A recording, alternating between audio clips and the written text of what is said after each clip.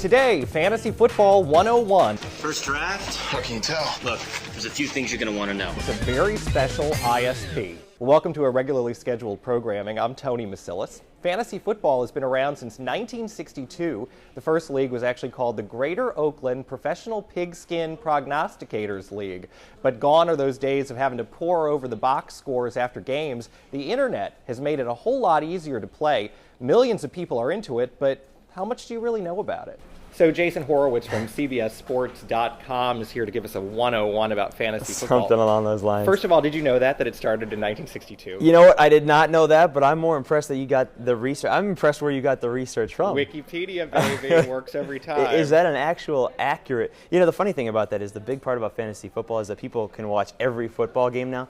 In 1962, you were lucky to be able to watch one football game, so it's impressive that they could follow that. Well, tell us a little bit, what is fantasy football? Give us the 101 if you have no idea what it is and you're starting from zero. Starting from zero, it's played with the actual games. You're using real players, you're using guys that are on the field, you're taking their injuries, their statistics. When they don't play, you don't get points, and you are racking up points based on how they perform in their given game. So you're creating these fantasy teams with real players. Yep. Who are the hot players right now that everybody wants? Well, you know, it changes every season and it changes every week. But, you know, heading into the year, everybody wants LaDainian Tomlinson and Larry Johnson, and Frank Gore was a big one, and Joseph Adai. Running backs are big players in fantasy football because they touch the ball more, and you get more points for touchdowns than you do for yards. What happens if they get injured or they go to jail like Michael Vick?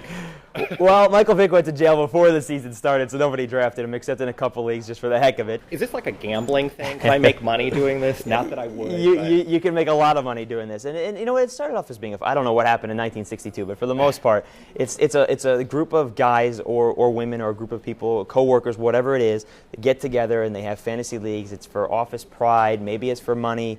Maybe you put in $20 and you draft players. But again, it's different for every different team. It's different for every league.